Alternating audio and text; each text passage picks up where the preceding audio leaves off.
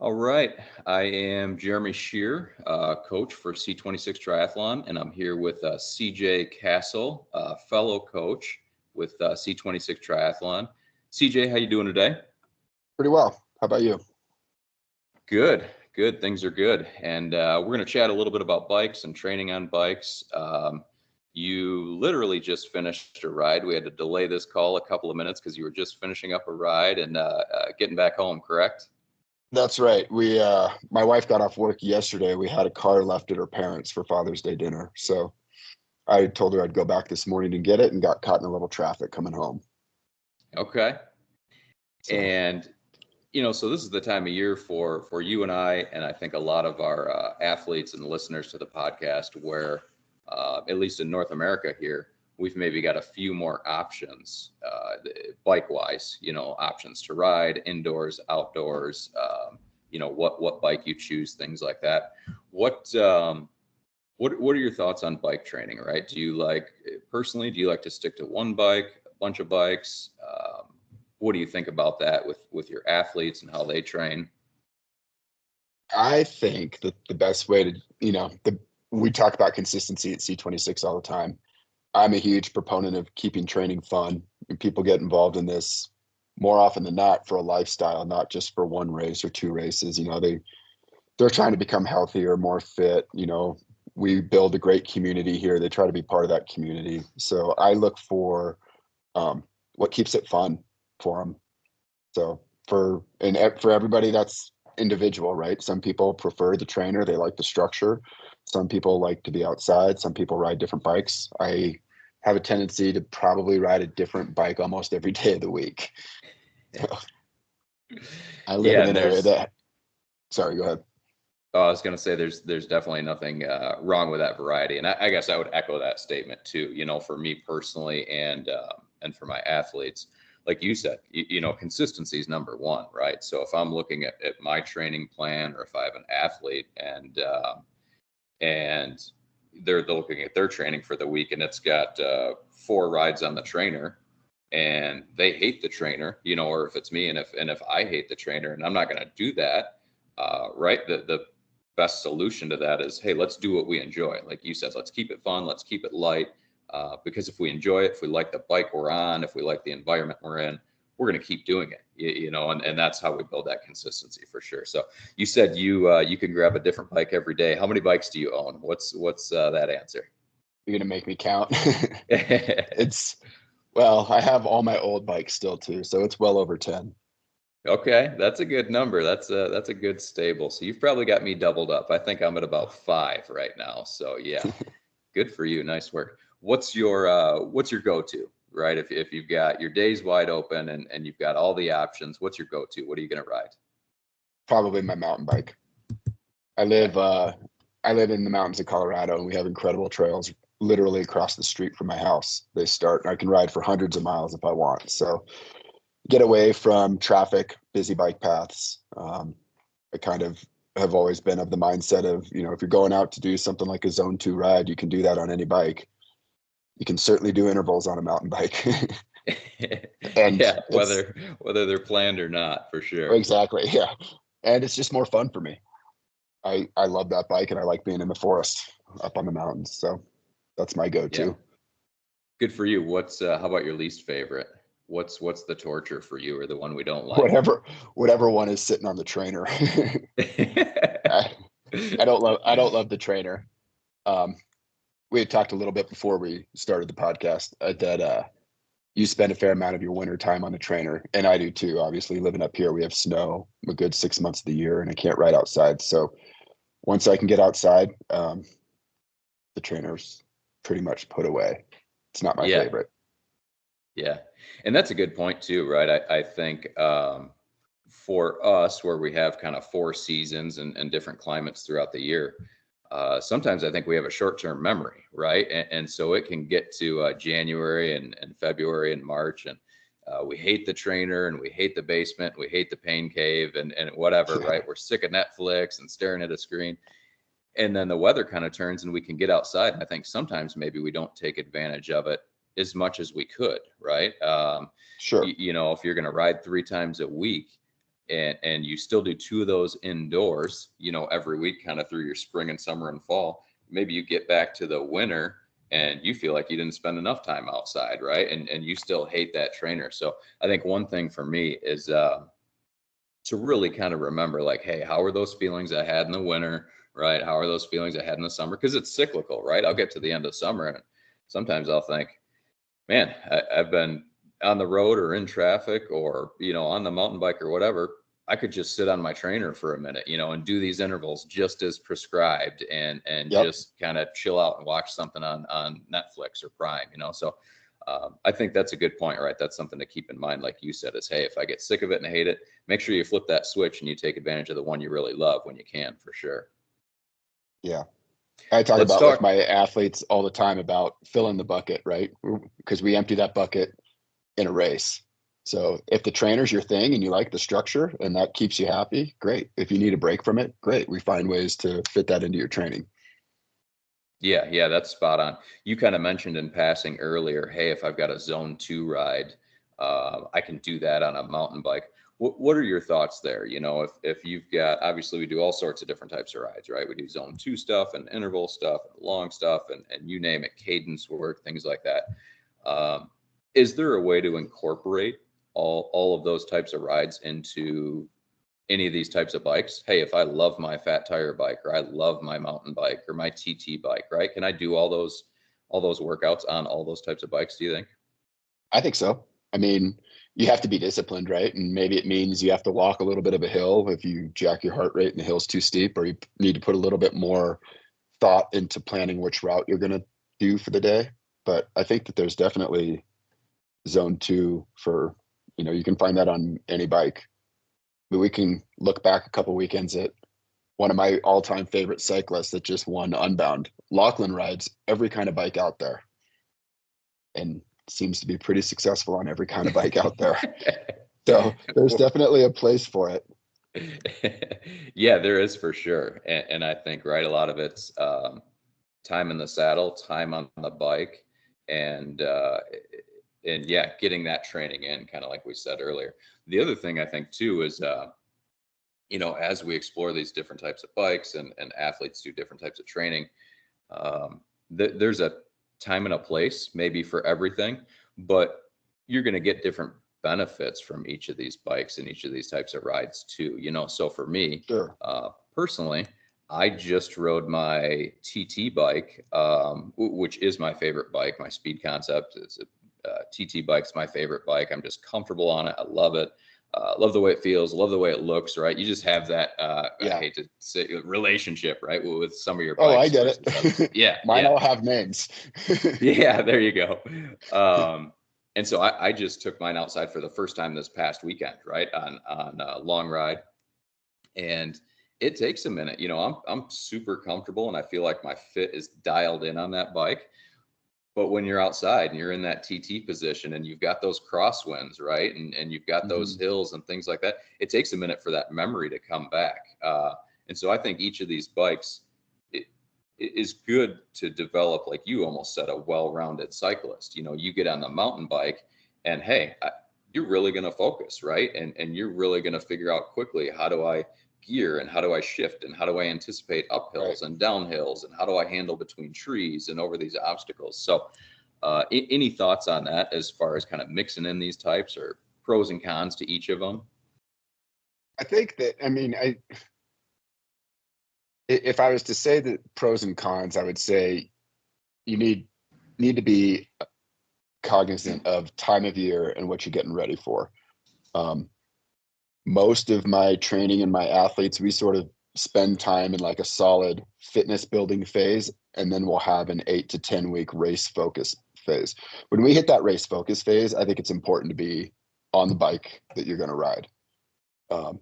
You need to make sure that you're comfortable, not after 1 hour, 2 hours, but if you're doing an Ironman, are you comfortable at hour 6, hour 7? Can you reach your bottles? Can you get to your nutrition? Is your fit right? Do you know how to handle those deep wheels in a crosswind, like you were saying? So pros and cons, yeah, I think I always look at it as what keeps you mentally fresh. So if the mountain bike, for example, keeps me mentally fresh in the areas where I'm just looking to build fitness, that's great. That gives me a little bit deeper well to grab from when it's time to get on the TT bike and focus and do some work. So Yeah, and I think pro, that's a good point.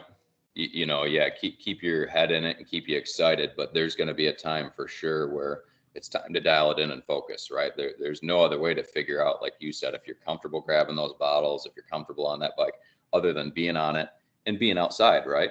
Let's be right. honest, we do have athletes, whether it's where they live, what they're comfortable with, just what they enjoy, where they may like to ride indoors or on a trainer 99 or 100% of the time. Mm-hmm. But realistically, right? And I understand that if we're in a city and the traffic's terrible or just comfort wise and things like that, but we all race outside too, right? Right. And so there's definitely something to be said for mixing in at least, like you said, 4, 6, 8 weeks of time on the actual bike, in the elements, right, outside and things like that to really get ready for that race for sure.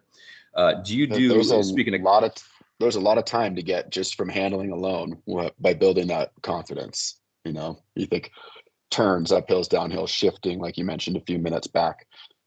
So when you're comfortable on the bike that you're going to race and you spent some time dialing that in, I think it makes for a much more enjoyable day.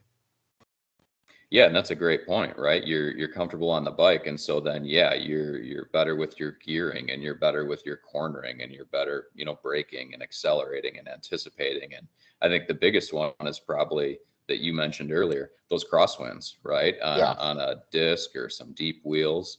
If you're uncomfortable there, that makes for a scary and slower and rough ride, and you don't want that, right? You're expending all this extra energy just gripping onto these bars way too tight and Yeah. all this other stuff. So yeah, definitely don't want that. What other thoughts do you have as far as training on different types of bikes or different types of year, seasons, things like that we haven't touched on, that you see, whether it's like personally yourself or with your athletes at all? I think probably more than anything, I think most of the athletes I have gravitate towards the trainer in the wintertime. Um, so it's just a matter of adjusting what we're going after from a fitness standpoint. At that point, we do more intervals in the wintertime. We do more tension work in the wintertime. Um, I'm not a huge fan of 5 hours on the trainer. Some people can do it. They're much stronger than I am, so we try to figure out what works best for them. I still prefer to take frequency over time, especially in the off season. And then certainly when we get closer to the race, we've got to get that time up to what we're expecting on race day. But the endurance seems to come pretty quick. I would agree with that, and that's kind of brings up another good point. How do you feel like trainer time versus outside time compares? For me personally, I feel like it's almost like a 75 or 80% ratio, right?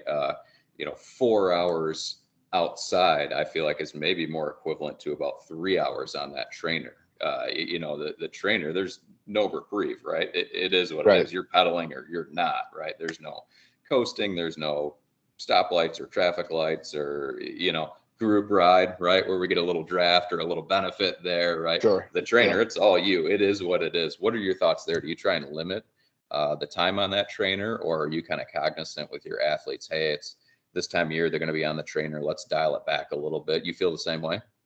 I think it's athlete dependent. I would agree in the time ratio. I definitely think, an hour on the trainer is worth more time outside.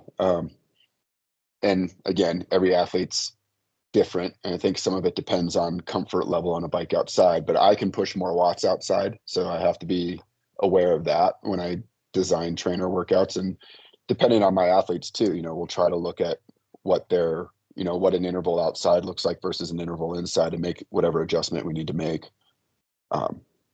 But again, I have athletes that want the trainer even in the summertime. They like the structure. They like that they can go down at 5 a.m. and be done with their workout before they go to work. They like the structure of the intervals. They like not having to worry about traffic, and they're easier to program trainer workouts for. I think you just have to, you have to be flexible with what the athlete needs and what they're looking for. And lots of times over the winter time when it's trainer heavy, we might put some more time into other sports as a focus, especially knowing that swim and running seems to respond more to frequency. Feel like you can go out and smash yourself on the bike for 3 or 4 weeks and gain a good amount of fitness.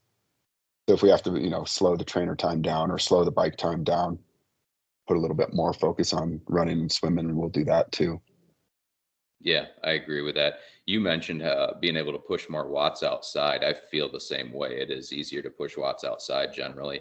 Do you do separate testing indoors and outdoors, whether it's you or your athletes? Do you do a FTP test indoors and one outdoors, or some other type of variable, whether it's heart rate, power, or do we just do one test and then kind of know, hey, if that FTP number's indoors on the trainer where it's easy to control, do I know, okay, when I program that workout outdoors, that they're probably going to be maybe a little bit higher, on that scale, Right. of those watts or that threshold, because they are outside. Do you take that into consideration, or is that a little bit too specific or too fine-tuned, you feel like?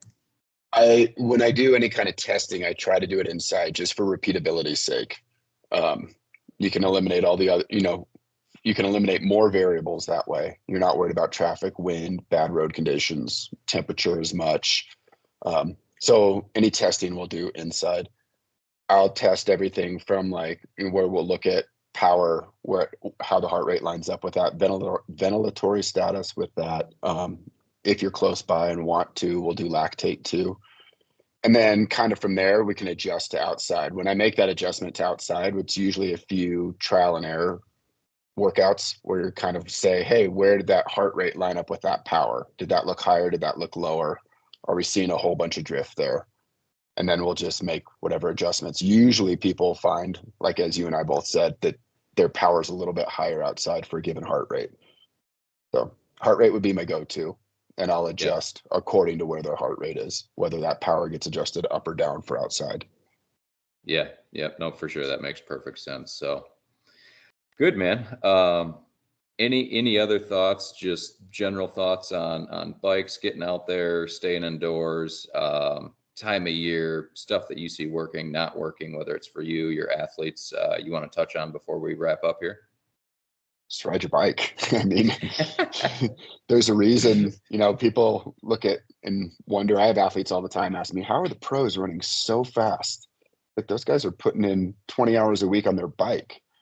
There's a big difference between being able to get through the Ironman bike leg and getting through the Ironman bike leg and not really having it touch you.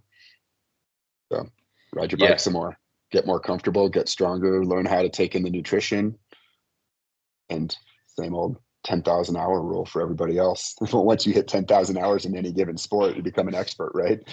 Yeah, that's the or truth. So they say.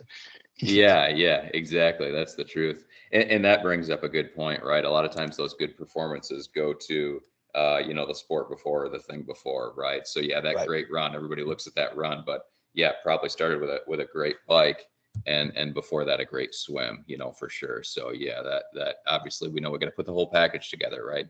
So you got to be able to put that swim together, not expend too much energy there. Yeah, knock out that bike ride, right? That 112 or 56 and get off the bike feeling, I mean, I hate to say fresh, but you should get off the bike feeling good, like you're ready to run hard and race hard. You should, if your bike training's on par, you should be able to come out after that first mile, after T2, and be able to settle in and feel pretty good. Yep, I agree 100%. So awesome, man. CJ, good chat. Great catching up with you for a few minutes. If anybody out there needs to reach either of us, obviously you can catch us on the website, c26triathlon.com. Our contact info, emails on there, podcast info's on there. We are both taking on more athletes at this point. So if you have any coaching inquiries for either of us or any of our coaches, hop on the website, reach out. We're definitely happy to help. So CJ, man, appreciate the time. Enjoy the rest of your day. I know you got that. Yeah, thank you. You got that workout knocked out already. What do you got planned for the rest of the day? Anything exciting? Nothing exciting. Cars in, the regular family business stuff to take care of. You got it. Just a regular Monday. I hear you, man. All right. That sounds good. We will talk to you soon. I'll see you, I think, in about a week in Nashville. Yep. Sounds good. All right, man. We'll talk to you later. Thanks, Jeremy. Bye. Bye.